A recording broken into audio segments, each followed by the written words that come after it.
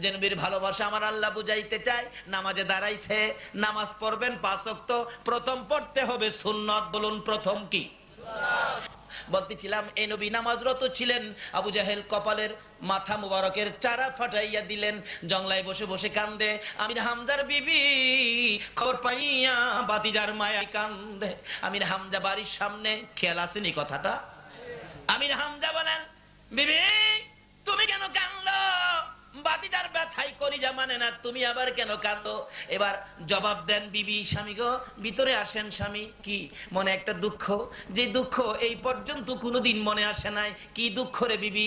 স্বামী গো আমার বাতিজা মোহাম্মদ, মা নাই বাবা নাই, এতিম। আবু জাহেল বলে মাথাটা ফাড়াইয়া দিছে। বাতিজা বলে জংলায় বসে কান্দে, তোমার 2টা পায়ে দড়ি, আমার বাতিজারে আইনা দাও, আমি মায়ের মতো আদর করব। বলুন কার মতো আদর করব? আরো জোরে কোন কার মতো? আরো জোরে কোন কার মতো? তাহলে বোঝা গেল মা একটা ব্যক্তি, মায়ের মতো আদর আর কেউ করতে। মানুষ দেখবেন আদর করলে, মানুষের একটা মহিলা আদর করলে কয় এই মহিলাটার আদর দেখলে মার কথা মনে হয়। তাহলে বোঝা গেল সবচেয়ে আদর কে করতে পারে? আরো জোরে কোন কে? এই মা কি আমাদের আছে? হয়তো কারো আছে, কারো নাই। এই মারে কি কষ্ট দিছেন? যদি কষ্ট দিয়ে থাকেন আপনার সব শেষ। নামাজ শেষ, রোজা শেষ, হজ শেষ, যাকাত শেষ, টুপি দাড়ি পাঞ্জাবি শেষ, মুফতি মুহাদ্দিস সব শেষ। আজকে একটা খবর শুনলাম আমার এক বন্ধুর কাছে, একজন আলেম তার মাকে প্রত্যেকদিন একবার পিটাইতো। আচ্ছা বলুন তো এই আলেমের দাম কি আছে? রাসূল বলেছেন তোমার মায়ের পায়ের নিচে তোমার জান্নাত।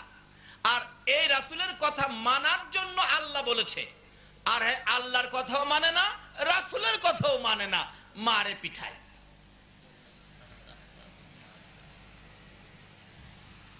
এলাকার মহিলারা পর্যন্ত এই মায়ের দুঃখে দুঃখিত হইয়া কাঁদে। আল্লাহ কয় আর তোকে সুযোগ দেওয়া যায় না। আলেম হইলে কি হবে? অন্যায় করলে কি আল্লাহ ছাড়বো? সবচেয়ে বড় আলেম আছেন ইবলিস। কি? খান বাহাদুর ইবলিস। কিন্তু তার মধ্যে বেজাল ছিল বিদায় আজকে লানতের তখ্ত গলায় দিয়ে জাহান্নামী বানায়া বের করে দিছে। কাজী আলেম হইলেই হবে না, নবীর পক্ষের আলেম হও, নবীর ভালোবাসার মালা গলায় লও।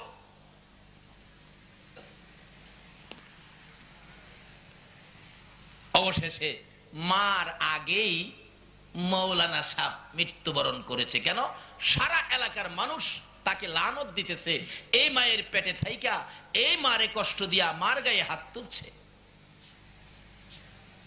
যারা মার গায়ে হাত দিচ্ছেন নামাজ কবুল হবে না, হজ যাকাত কিচ্ছু কবুল হবে না। এমনকি নবীর শাফায়াত নসিব, নবীরে ভালোবাসতে পারেন, নবীর আশেক হতে পারেন, পীরের মুরিদ হতে পারেন, পিসাব হতে পারেন, মুফতি মুহাদ্দিস মুফাসসির হতে পারেন, মক্কা মদিনার ইমাম সাহেব হতে পারেন, মার গায়ে যারা হাত দিয়েছেন নবীর শাফায়াত নসিব হবে না।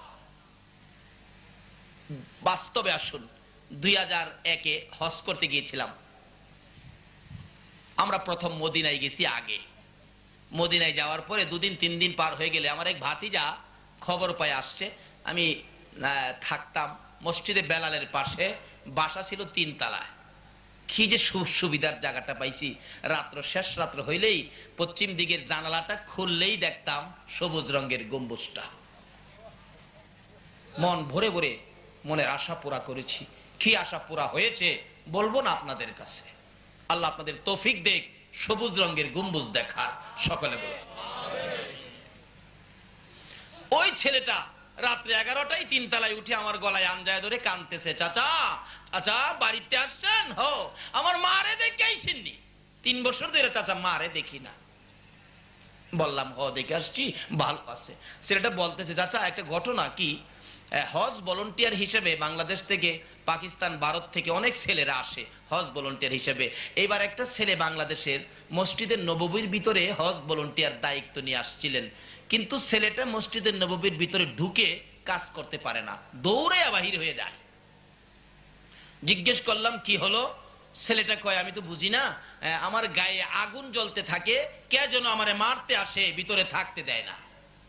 তা আমরা ভাবলাম যে নতুন আসছে তো, বাড়ি ঘরের জন্য মায়া, কিছু টাকা আমরা সকলে মিলে দিলাম, কয়েকদিন বাহিরে থাকো, এ টাকা খরচ করে খাও, ঘুরে গাড়ি দেখো, মনটা শান্তি হোক, আবার কাজে এসে ডুইকো। 2-4 দিন পরে আবার ঢুকলো, ঢুকার পরে সে একতাই ভিতরে ঢুকলে দৌড়ে বাহির হয়ে যায়, মসজিদের নববীর ভিতরে থাকতে পারে না, শরীরে আগুন জ্বলে, কে জানি মারতে আসে, একবারে অসহ্য থাকতে পারেই না। আমরা সকলে মিলে রাত্রে বসলাম, কিরে তোর কি হইলো, আসল কথা কত। ওই বাঙালি ছেলেটা হজ ভলান্টিয়ার কাঁদতেছে আর বলতেছে, সঙ্গীরা আমাকে দেশে পাঠায় দাও, এই মসজিদের নববীতে চাকরি সম্ভব হবে না। কেন? অথচ রাসূল বলেছেন, মান যারা কবরি ওয়াজাবাত লাহু শাফাআতি, যারা আমি নবীর রওজাটা জিয়ারত করে গেছে তাকে শাফায়াত করে জান্নাতে নেওয়া আমি নবীর উপরে ওয়াজিব হয়ে গেছে। নবীর রওজা যারা জিয়ারত করেছেন, ভক্তি শ্রদ্ধা ভালোবাসার সহিত রাসূল আপনাকে শাফায়াত করে জান্নাতে নিবে। শুধু আপনাকেই নিবে না, 400 জাহান্নামীকে জান্নাতে নেওয়ার অনুমতিও দেওয়া হবে। এই নবীর সাথে সম্পর্ক রাখতে রাজি আছেন না? আসুন না, শেষ কথায় চলে যাচ্ছি। এবার এই যুবকটা বলতেছেন, সঙ্গীরা আমি চাকরি করতে পারবো না, আমার দেশে পাঠাও। থাকতে পারবো না, বুঝেছি কেন যে আমারে থাকতে দেয় না। কেন কেন? আমি যেদিন মদিনার মসজিদের নববীতে দায়িত্ব নিয়ে হজ ভলান্টিয়ার হয়ে বাংলাদেশ থেকে বিমানে উঠছিলাম, বিমানে উঠার 8 দিন আগে আমার মার একটা লাথি মারছিলাম। বলুন, বাংলাদেশে মারে লাথি দিলে মদিনার কামলেওয়ালা নবী খবর পায় কিনা? বাংলাদেশ থেকে মারে লাথি দিয়ে মদিনা গেলে যদি মসজিদের নববীতে নবী জায়গা না দেয়, এই নবীকে কি মারে কষ্ট দিলে পক্ষে পাবেন? এখন এই রোগ আমাদের মধ্যে আছে কিনা? মৌলবী হইয়া যদি মারে পিটাইতে পারে, রোগ থাকবে না কেন? এই রোগ দূর করতে হবে, না হয় এ সমস্ত কোন কাজে আমরা মুক্তি পেতে পারি না। রাসূলের কথা মানতে হবে। আসুন, কোন রাসূল? নামাজ দিয়ে ঢুকবেন, সবচেয়ে বড় ইবাদত নামাজ, নবী ছাড়া নামাজ কবুল হয় না। বলতেছিলাম, ডাকতেছে নবীর চাচি, স্বামী আমার ভাতিজা কই, বাড়িতে আইনা দাও, আমি মায়ের মতো আদর করব। আইনা দাও না। মা নাই বাবা নাই বলে আবু জাহেল মারবো? আমরা কোন দিনে লেগে আছি? আমির হামজা বলেন, বিবি তোর বাড়িটা বাহিরি করলাম, আর ভিতরে ঢুকাবো না, ভাতিজাকে নিয়ে আসবো, আবু জাহেলকে বিচার করব। আবু জাহেলের বাড়ির সামনে যাইয়া ডাক মারছে, আবু জাহেল বেরিয়ে আসো। পার্শ্ববর্তী বাড়ি, এ আবু জাহেল বেরিয়ে আয়। আবু জাহেল বেরিয়ে আসলেন। আমির হামজা কেন ডাকছো? তুই বলে আমার ভাতিজারে মারছস। কে কইলো? মারছি একটা, মাথাটা মাত্র ফাড়াইছি। এমনি আমির হামজা চিৎকার মারছে, আবু জাহেল রে, আমার ভাতিজাটার কেউ নাই রে আবু জাহেল, মাও নাই বাবাও নাই, ছোট কাল থেকে এতিম, আদর করার কেউ নাই, আমার এমন এতিম ভাতিজাটারে তুই কেমনে মারলি রে? তোর কি মায়া হলো না, দয়া হলো না? তুইও তো জানোস আমার ভাতিজা জীবনে কোনোদিন বাবা কইয়া ডাকতে পারে নাই রে আবু জাহেল। কি অপরাধে ভাতিজারে মারলি? হে আবু জাহেল, কি অপরাধে মারলি? আয় আমার কাছে আয়। কোনো দোষ করেছিল? না। গালি দিয়েছে? না। তাহলে কেন মারলি? আমার ভাতিজা জীবনে কেউ আদর পায় নাই রে। এমনি করে নিষ্ঠুর পাষাণ আবু জাহেলের দিকে আগাইয়া যায় আমির হামজা, তরবারিটা দিয়ে এমন জুড়ে আঘাত করলো, আবু জাহেলের ভাগ্যের ক্রমে উল্টা পিঠ লাইগা মাথা ফাইটা গেছে, কারে নাই, চাপা দিয়ে ধরছে আর ডাকতেছে, রে আমির হামজা এইভাবে আমারে মারবি আমি তো কোনোদিন ভাবতে পারি নাই। আমির হামজা চোখের পানি চেড়ে চেড়ে কান্দে, রে আবু জাহেল একটা আঘাত করেছি, এখনো তোর মায়ের শেষ হয় নাই, বল আমার ভাতিজা কই রে? এখন যদি আমার ভাতিজার খবর না দিতে পারবি, আমি আমির হামজা তোর গলাটাও কাইটা ফালাইমু। কাইটালামু, তোরে ছাড়বো না তো। আমার ভাতিজা ছোটকাল থেকে বাবা হারা মা হারা, এই ভাতিজার তুই মারছস। তারপরও আমার ভাতিজা জীবনে কাউরে গালি দেয় নাই, দিছে দিছে, জীবনে কাউ ক্ষতি করে নাই। আমি দেখেছি আমার ভাতিজা 24টা ঘন্টারে গুনাহগার উম্মতের জন্য কাঁদছে। বল আমার ভাতিজা কোথায়? না হয় একটা কাজ সামনে যেতে দেব না। আবু জাহেল এইভাবে মাথা চাপাইয়া ধরে ধরে ডাকতেছে, আমির হামজা রে আমার আর মারিস না, আমি দেখছি তোর ভাতিজা রক্তে লাল লাল হইয়া। এই দিক দিয়ে কানতে কানতে ওই পাহাড়ের পর পাহাড় পার হয়ে গেছে। আমির হামজা ঘোড়াটারে চালাইছে, ঘোড়ারে চল ভাতিজারে জংলাই রাইখায় আমি বাড়িতে আসবো না। যাইতে যাইতে যাইতে যাইতে বহুদূর চলে গেল, ভাতিজার সন্ধান পায় না। বাবলা কাটার জংলা ঘোড়া নিয়ে যাওয়া যায় না, ঘোড়াটা পাহাড়ের নিচে রেখে আমির হামজা তরবারিটা হাতে লইয়া একটা দৌড় মারে আর চিৎকার মেরে ডাক মারে, ভাতিজা রে আমি তোর চাচা আইছি রে ভাতিজা, কই খুঁজে পাওয়া যায় না। আমির হামজা বলেন, আমি একটু উঁচু পাহাড়ের উপর ওইটা দাঁড়াইয়া চারদিক দেখতেছিলাম, হঠাৎ দেখি একটু দূরে পশুরা চারদিক ঘেরাও করে আছে, পাখিরা গাছের ডালে বসে বসে কান্দে। ভাবলেন পশু যখন আমার কানে ভাতিজার খবর দিল, ওখানে হয়তো কিছু হতে পারে। আমির হামজা বলেন, দৌড়ে যাইয়া দেখি আমার ভাতিজা রে বসে বসে কান্দে। পিছন দিয়ে আনজায়া ধরছে, বাবা মুহাম্মদ সাল্লাল্লাহু আলাইহি ওয়াসাল্লাম, কেন কান্দো গো বাবা? আর কেঁদো না, আমি তোমার চাচা আইছি। ও ভাতিজা আর কাঁদতে হবে না, আমি তোমার চাচা আইছি। আমার নবী চাচার কণ্ঠের আওয়াজ পাইয়া পিছনের দিকে মাথা টুকুন ঘুরাইয়া, চাচার চেহারা বাবার কিছু আকৃতি আছে। আল্লাহু আকবার! চাচার চেহারার মধ্যে বাবার কিছু আকৃতি থাকে কিনা? আমার নবীর আপন চাচা ছিলেন বীরে আমির হামজা। এবার পিছনে তাকাইয়া ডাক মারছে, চাচা গো আমার বাবা নাই গো, আমার মা নাই গো। চাচা এই যে দেখেন আমার কপালের চারা মুবারক কিভাবে আবু জাহেল পাঠাইছে। আমার নবীর কান্না দেখে আমির হামজা চোখের পানি রাখতে পারে না। বাবা গো আর এইভাবে কেঁদো না, আমি সইতে পারি না, আর কাঁদতে হবে না, আমি আবু জাহেলের মাথা ভেঙে দিয়েছি। আবার নবী বলেন, চাচা আবু জাহেলের মাথা ভাঙলে তো আমি খুশি হব না, তুমি যদি আমার পক্ষে আসো খুশি হব। আমার নবী চাচা বলেন, বাবা উঠো উঠো, আমি তোমার পক্ষে যাব। জোরে জোরে কন্যা সুবহান। হ্যাঁ বাবা আসো, আমি তোমারে ভালোবাসবো, আমি তোমার পক্ষে যাব।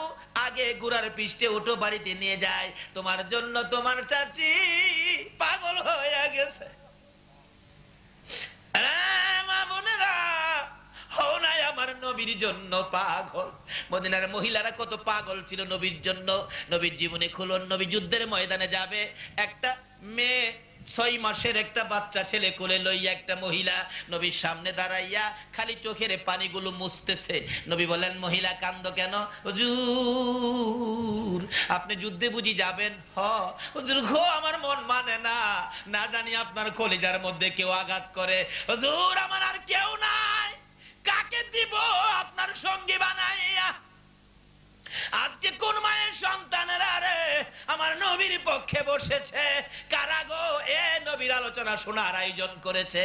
মহিলাটা দৌড়ে যাইয়া চোখের পানি মুছে, হুজুর আর কেউ নাই আপনার পক্ষে দেওয়ার জন্য, আমার 6 মাসের ছেলেটা আপনি কুলে করে নিয়ে যান, আমার কেউ নাই আপনার পক্ষে, আর কারে দেব? নবী বলেন, এই 6 মাসের বাচ্চা নিলে কি হবে? সে কি তীর মারতে পারবে, যুদ্ধ করতে পারবে? আমার নবী এই বলতে থাকলে মহিলাটা জবাব দেন, হুজুর আমি তো জানি ছেলেটা তীর মারতে পারবে না, কিন্তু আমার যে কলিজা মানে না, আপনার নবীকে না জানি কেউ কষ্ট দেয়, হুজুর আমি কি করব? আমি তো যাইতে পারি না, মহিলা যাওয়া নিষেধ হয়ে গেছে।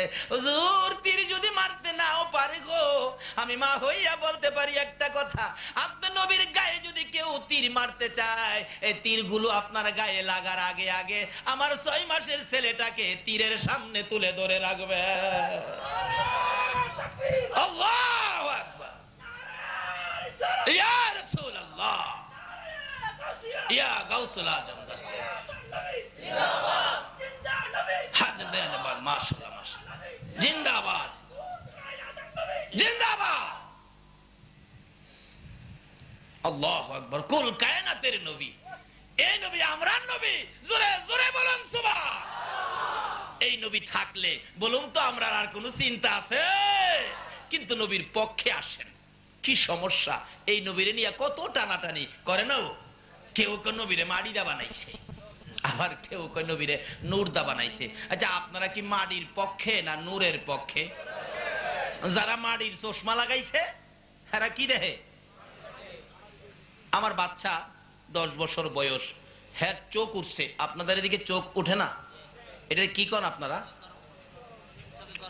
চোখে গরম পড়ছে, লাল হয়ে যা, তাকাইতে পারে না, বাতাস লাগলে কষ্ট হয়। আমার কই আব্বু আমার চোখে তো গরম পড়ছে, কি করব, চাইতে পারি না। তখন কালা গ্লাসের একটা চশমা দিলাম যাতে বাতাস বুতাস কম লাগে। হ্যাঁ চশমা লাগাইয়া কয় আব্বু কি সব দি কালো?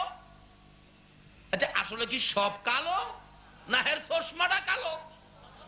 আসলে নবী মাড়ি না, হ্যাঁ মাড়ির চশমা লাগাইছে।